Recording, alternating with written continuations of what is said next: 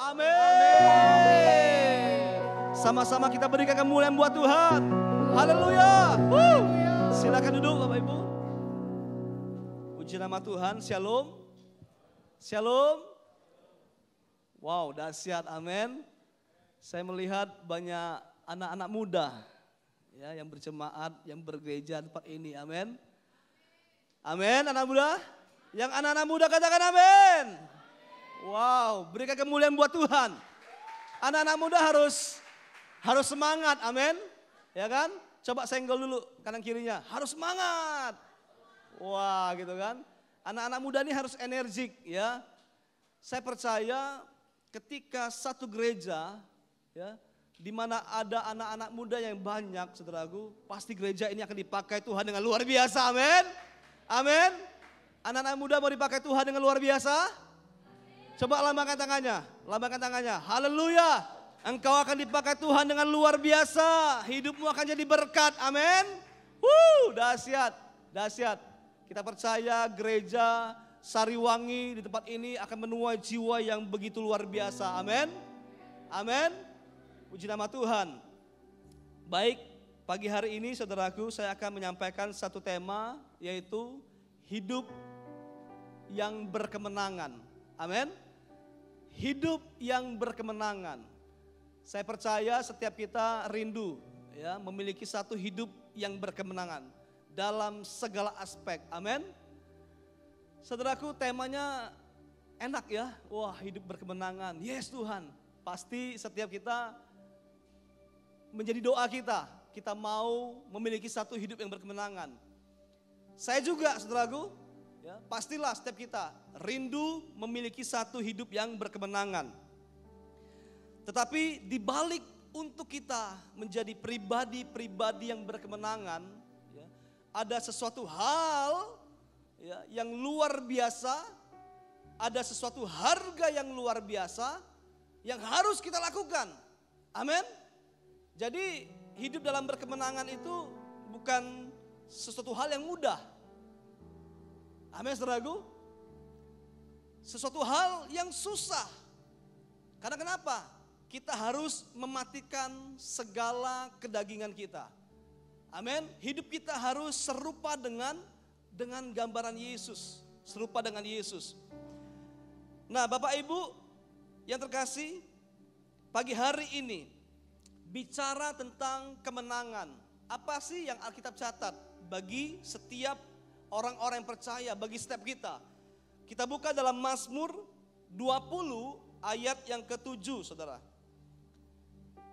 Dikatakan, sekarang aku tahu bahwa Tuhan memberi kemenangan kepada orang yang diurapinya dan menjawabnya dari sorganya yang kudus dengan kemenangan yang gilang gemilang oleh tangan kanannya.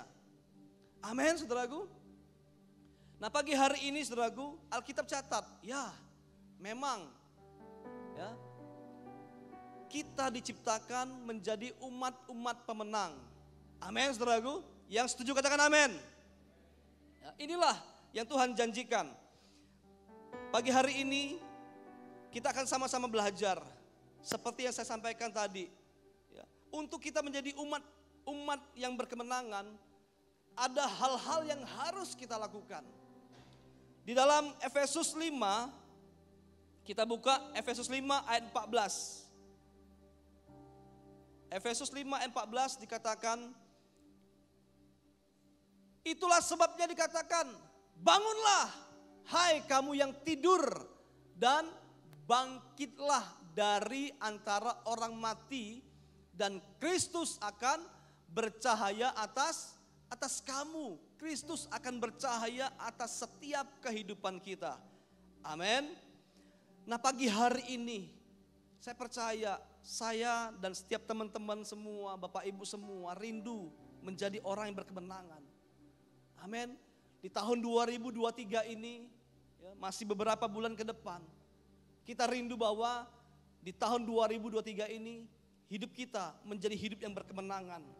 Kalau 2022 mungkin ada hal-hal yang belum kita peroleh, cita-cita, doa kita yang belum kita dapat. Mungkin kita belum merasa aku belum menang Tuhan, tapi biarlah di tahun 2023 ini kita mau ya menang. Amin. Nah, hal yang harus kita lakukan adalah apa? Kita harus bangun ya dari tidur dan kita harus apa? Kita harus bangkit. Katakan sama-sama saya, bangkit. Amin. Artinya apa? Kalau kita mau menjadi seorang yang berkemenangan, kita tidak hanya bisa berdiam diri saja. Ada hal-hal yang harus kita lakukan. Ada satu perubahan dalam hidup kita yang harus kita lakukan. Yang mengerti katakan amin. Ada sesuatu hal yang harus kita kerjakan. Amin. Nah, dalam Efesus 5 ayat 14 ini, Bapak Ibu, ini merupakan nasihat ya dari Rasul Paulus yang dia berikan kepada jemaat di Efesus. Rasul Paulus memberikan nasihat untuk apa? Untuk bangun, artinya apa? Anak-anak Tuhan itu harus apa? Meninggalkan segala perbuatan dosa. Yang mengerti dan setuju katakan amin. Kemudian saudaraku, anak-anak Tuhan harus bangkit. Artinya apa? Anak-anak Tuhan harus lepas dari segala apa? Dari segala keterikatan dan dari segala belenggu-belenggu. Nah, di tahun 2023 ini, yuk sama-sama kita mau meninggalkan segala dosa kita. Kita mau lepas daripada segala terikatan yang mengikat hidup kita. Inilah penghalang-penghalang dalam hidup kita, umat-umat percaya, sehingga kita tidak bisa memiliki satu hidup yang berkemenangan. Amin. Nah, pagi hari ini kita akan sama-sama belajar dalam Efesus 1 sampai 21. Apa sih yang Rasul Paulus ajarkan? Nah, pagi hari ini sama-sama kita akan belajar ya. Sikap apa? Apa yang harus kita lakukan? Tindakan apa yang harus kita lakukan di tahun 2023 ini? Sehingga hidup kita sungguh-sungguh memiliki kehidupan yang berkemenangan. Kita buka dalam Efesus 5 ayat 1. Efesus 5 ayat 1 sampai 21. Dikatakan, sebab itu jadilah penurut Allah seperti anak-anak yang kekasih. Nah, pagi hari ini saudaraku, kalau hari-hari ini kita menjadi anak yang kurang nurut sama Tuhan, ya sering berontak sama Tuhan. Nah, pagi hari ini Tuhan merindukan bahwa yuk jadilah penurut Allah. Yang setuju katakan amin. Kita harus menjadi seperti anak-anak yang kekasih, anak-anak yang dengar dengan Tuhan. Amin. Yang nurut sama Tuhan. Amin, saudaraku. Kemudian yang kedua, dan hiduplah di dalam kasih, sebagaimana Kristus Yesus juga telah mengasihi kamu dan telah menyerahkan dirinya untuk kita sebagai persembahan dan korban yang harum bagi Allah. Tahun 2023 ini saudaraku, yuk sama-sama kita mau hidup kita itu hidup di dalam kasih. Tuhan Yesus adalah teladan yang luar biasa, teladan yang hidup. Ketika dia hidup, Tuhan Yesus menjadi manusia, tidak ada lain yang Tuhan berikan. Tuhan sangat mengasihi ya semua orang. Tuhan sangat mengasihi orang-orang yang berdosa. Nah, pagi hari ini yuk sama-sama kita mau meneladani daripada kehidupan Tuhan. Tahun 2023 ini yuk kita mau hidup ya dalam kasih, saling mengasihi, amin, saling tolong menolong, amin saudaraku. Kemudian yang ketiga dikatakan tetapi percabulan dan rupa-rupa kecemaran atau keserakahan disebut saja pun jangan di antara kamu, sebagaimana sepatutnya bagi orang-orang kudus. Pagi hari ini dari semua kita. Mari ya, kita harus perhatikan hal ini. Tetapi percabulan dan rupa-rupa kecemaran. Di awal tadi saya sampaikan bahwa kita harus meninggalkan apa? Meninggalkan dosa. Amin. Dosa yang menghambat untuk kita menerima ya apa yang Tuhan janjikan. Dosa yang menghambat ya untuk kita terima kemenangan yang memang kita rindukan, yang kita doakan. Nah, oleh sebab itu mari kita harus meninggalkan dosa. Ya, tidak ada boleh dalam hidup kita yang namanya percabulan dan rupa-rupa kecemaran atau keserakahan. Dikatakan disebut saja pun jangan. Amin. Yang setuju katakan amin. Disebut pun jangan. Yang sampai ada di pikiran pun jangan juga. Sebagaimana sepatutnya bagi orang-orang kudus. Karena kenapa saudaraku? Kita semua sudah ditebus dengan darahnya yang mahal. Amin. Tuhan Yesus mati di kayu salib dengan darahnya yang mahal. Dia menebus setiap dosa kita. Sehingga kita ini adalah orang-orang yang kudus. Orang-orang yang berkenan di hadapan Tuhan. Amin. Ayat yang keempat. Demikian juga perkataan yang kotor, yang kosong atau yang sembrono. Karena hal-hal ini tidak pantas. Tetapi sebaliknya ucapkanlah syukur. Nah, pagi hari ini yang namanya perkataan kotor, perkataan kutuk, perkataan sembrono, ya itu tidak boleh diucapkan. Amin, saudaraku. Amin. Tidak boleh. Apalagi kita sebagai orang tua. Ya, perkataan yang kutuk, ya mengutuki anak kita.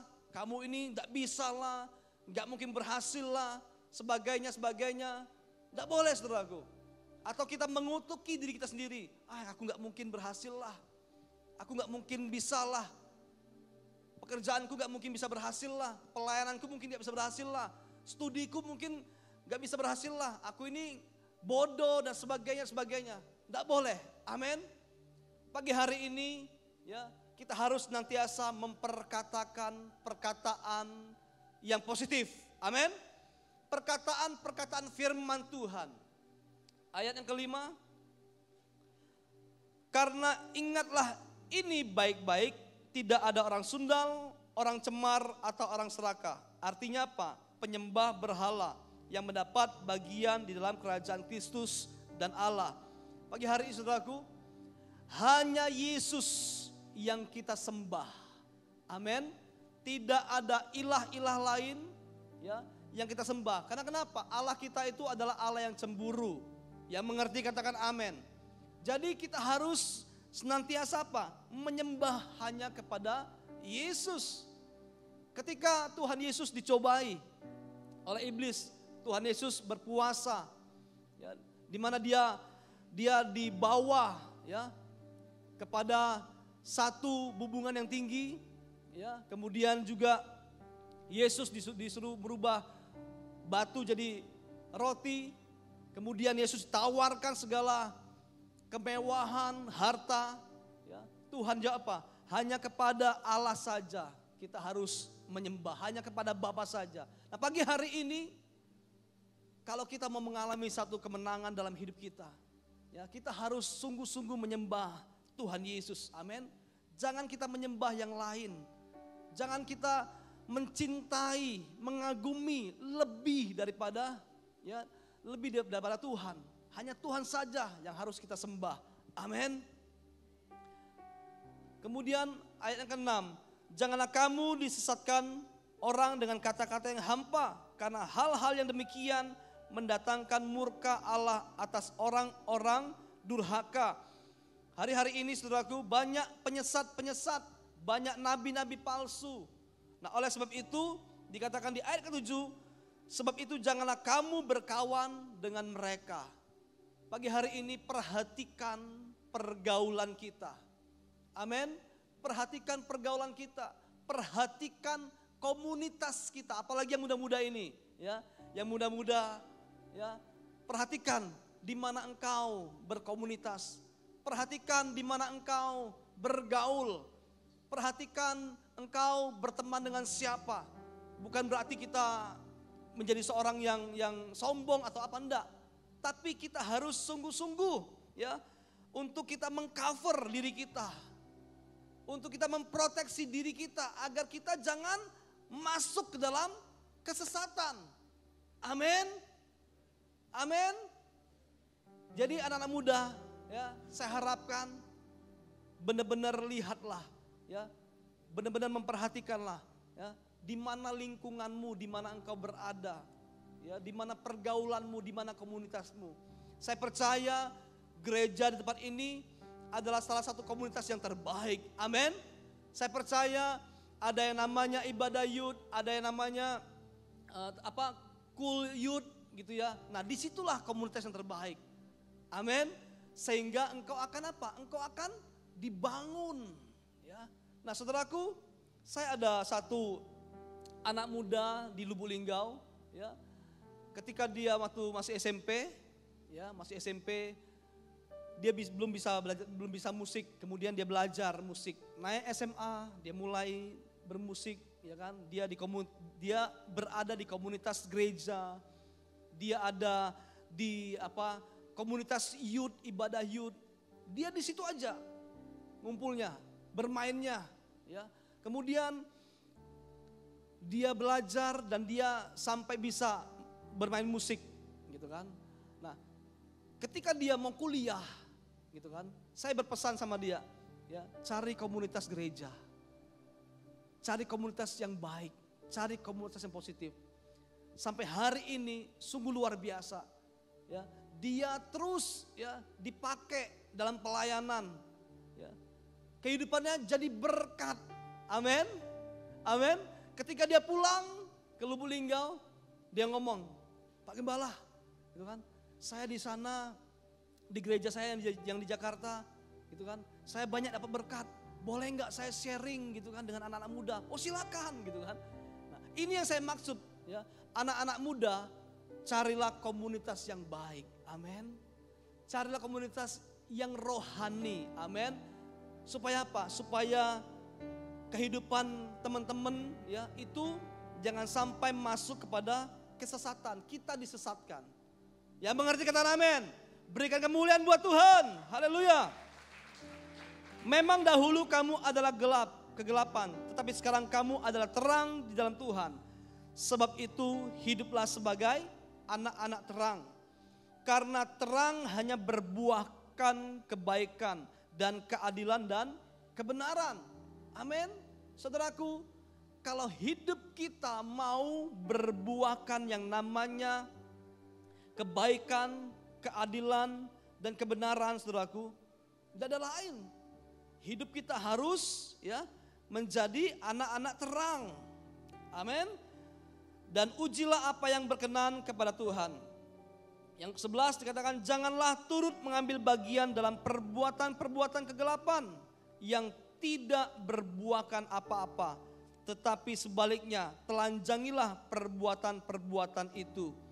Perhatikan baik, perbuatan-perbuatan kegelapan, perbuatan-perbuatan dosa, dikatakan apa? Itu tidak berbuahkan apa-apa, tidak ada faedahnya, tidak ada untungnya, malah merugikan hidup kita, malah menghambat berkat Tuhan, malah menghambat janji Tuhan dalam hidup kita untuk kita menjadi pribadi yang berkemenangan. Yang mengerti katakan amin. Sebab bukan saja pun apa yang dibuat oleh mereka di tempat-tempat yang tersembunyi telah memalukan, tetapi segala sesuatu yang sudah ditelanjangi oleh terang itu menjadi nampak. Sebab semua yang nampak adalah terang. Ayat 14, itulah sebabnya dikatakan, bangunlah hai kamu yang tidur, dan bangkitlah dari antara orang mati, dan Kristus akan bercahaya atas kamu. Karena itu perhatikanlah dengan seksama bagaimana kamu hidup.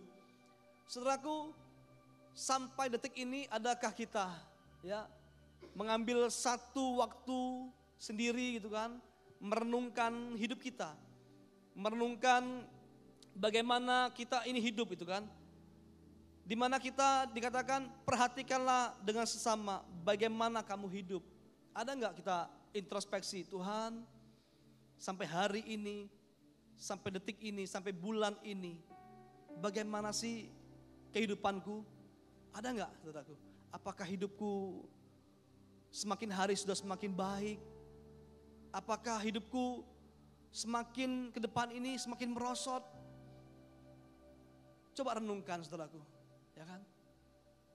Pagi hari ini, ya, kiranya Roh Kudus, ya, berbicara, ya, kiranya Roh Kudus, ya, menasehati setiap hidup kita.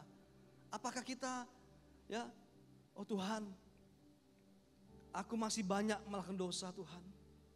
Kok hidupku malah mundur? Bukan hidupku malah maju, bukan malah semakin setia sama Tuhan, bukan semakin lebih sungguh-sungguh lagi sama Tuhan. Ketika saudara melayani, apakah kita hari-hari ini masih setia melayani, apa malah mundur? Ya kan?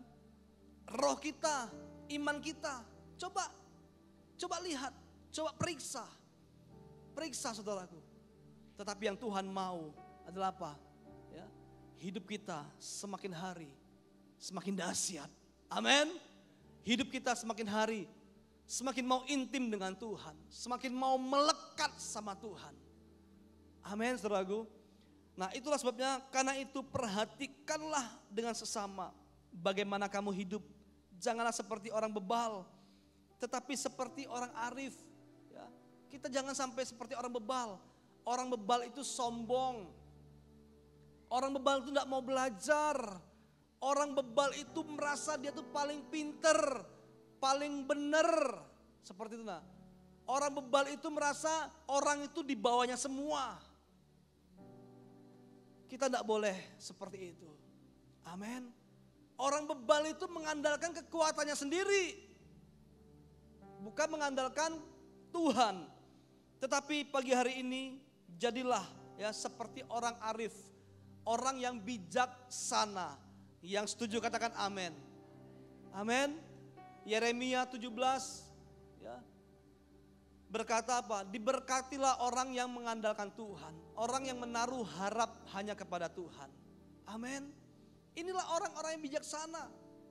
Hari-hari ini tidak ada lain yang bisa kita andalkan, tidak ada. Hanya Yesus yang bisa kita andalkan. Hanya Yesus satu-satunya yang dapat kita andalkan. Manusia kita tidak bisa andalkan. Karena kenapa? Manusia bisa mengecewakan. Tetapi Tuhan yang kita sembah itu tidak pernah mengecewakan. Amin. Dan pergunakanlah waktu yang ada. Karena hari-hari ini adalah apa? Adalah jahat.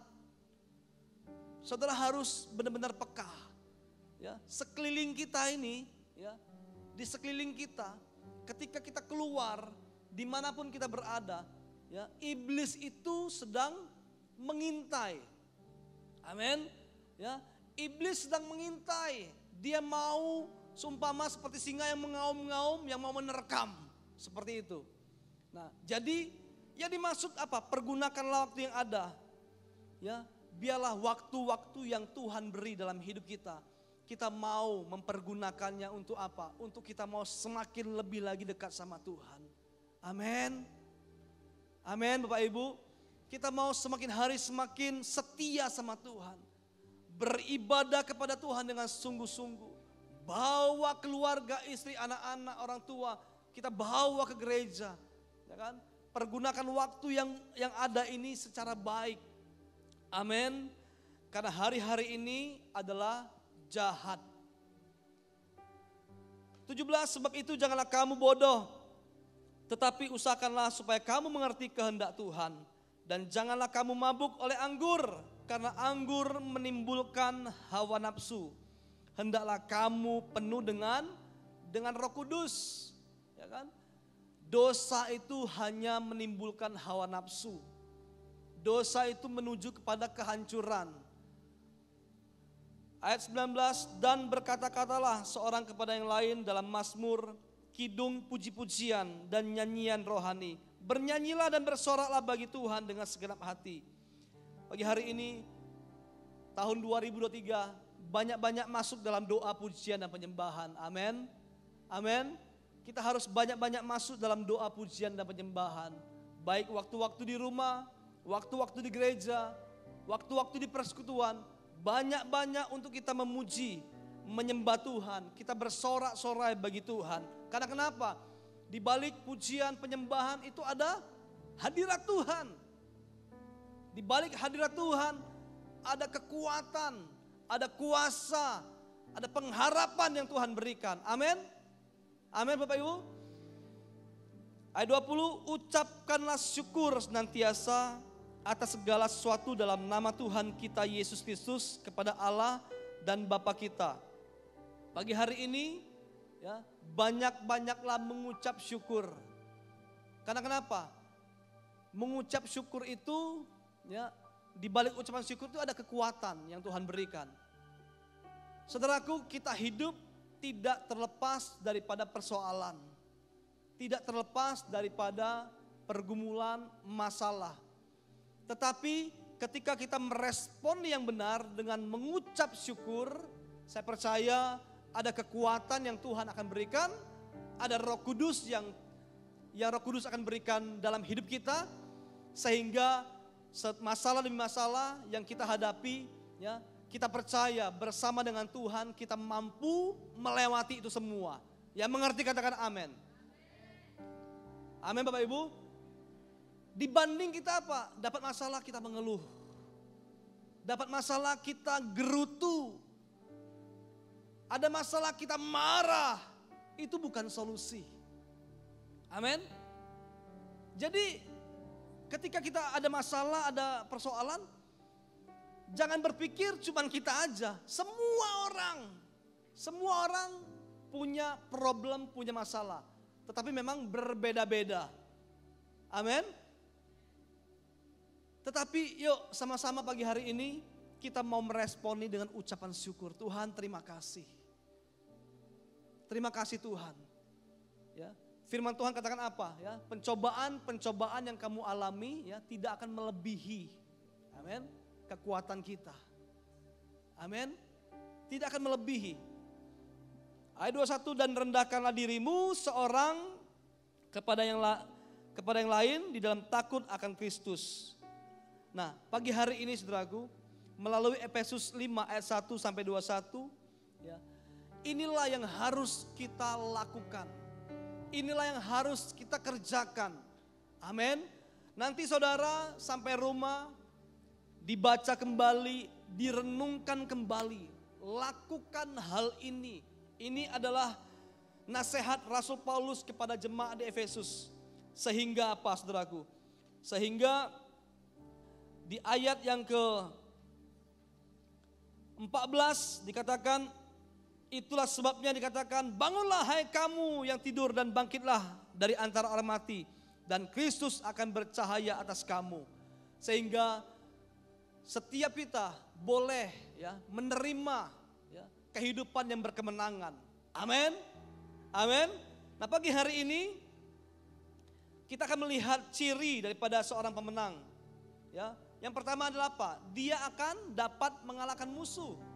Ya.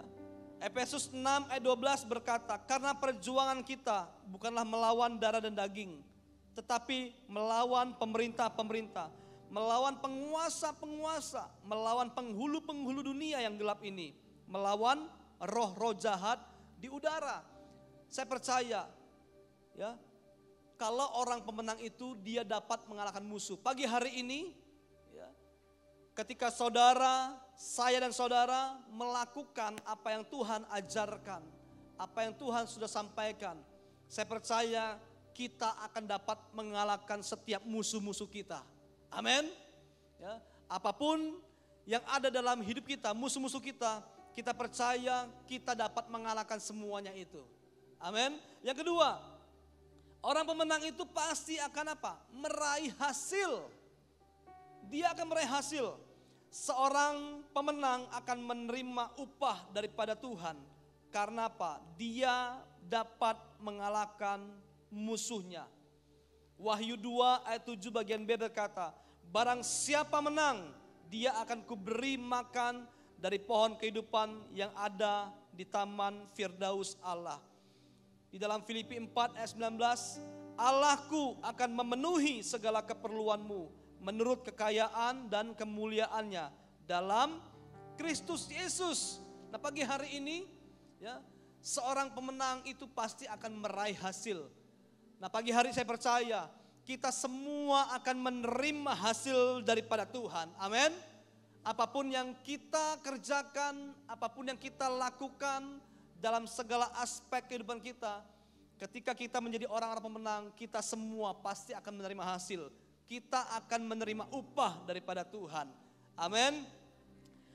Yang ketiga, pemenang itu adalah orang yang lulus dalam ujian. Ya, seorang pemenang, ya, dia itu lulus dalam ujian dalam kehidupan. Nah, saudaraku, kalau saudara diizinkan Tuhan mengalami permasalahan, persoalan, ya, kalau saudara belum dapat menyelesaikannya, saudara belum dikatakan seorang pemenang. Karena kenapa? Seorang pemenang dia pasti akan lulus dalam ujian. Saudaraku, saya dalam kehidupan saya banyak pergumulan, ya, dalam pekerjaan, dalam rumah tangga, dalam pelayanan. Hari-hari ini juga kami di Linggau, pelayanan kami juga sedang banyak persoalan, pergumulan, tetapi saya percaya saya akan jadi pemenang. Amin. Karena kenapa, saudaraku? Karena saya mengandalkan Tuhan. Saya percaya persoalan demi persoalan yang kami bersama dengan pengerja jemaat, ya, hadapi, ya kan? Kami percaya bersama dengan Tuhan, ya, Tuhan pasti akan jadikan kita pemenang. Amin. Pagi hari ini bawa setiap permasalahanmu kepada Tuhan, jadilah pemenang. Amin. Ujian apa lagi, saudaraku? Seorang pemenang itu lulus dalam ujian. Ujian dalam, ya, ujian apa? Ujian untuk kita lepas daripada apa? Daripada setiap perbuatan dosa. Saudaraku, orang mungkin tidak tahu dosa kita. Ya. Orang mungkin nggak tahu dosa kita. Tetapi Tuhan tahu. Ya, tidak ada yang tersembunyi di hadapan Tuhan. Amin. Tuhan tahu apa yang kita perbuat. Tuhan tahu apa yang kita lakukan. Dosa apa yang kita lakukan, Tuhan semuanya tahu. Tetapi pagi hari ini saya rindu bahwa apa? Kita semua, ya kan, lulus dalam ujian untuk kita tidak melakukan dosa. Amin. Amin, Bapak Ibu. Sehingga yang Tuhan janjikan itu digenapi. Yang terakhir, seorang pemenang itu apa? Dia mendapatkan hadiah. Ya. Yakobus 1 ayat 12 berkata, berbahagialah orang yang bertahan dalam pencobaan. Sebab apabila ia sudah tahan uji, ia akan menerima mahkota kehidupan yang dijanjikan Allah kepada barang siapa yang mengasihi dia. Amin. Pagi hari ini, ya, dalam Efesus 5 ayat 1 sampai 21, ya, itulah yang harus kita lakukan. Amin. Kiranya di tahun 2023 ini kita menjadi pribadi-pribadi yang hidupnya dalam kemenangan. Amin. Tuhan Yesus memberkati. Yuk sama-sama kita balik bangkit dari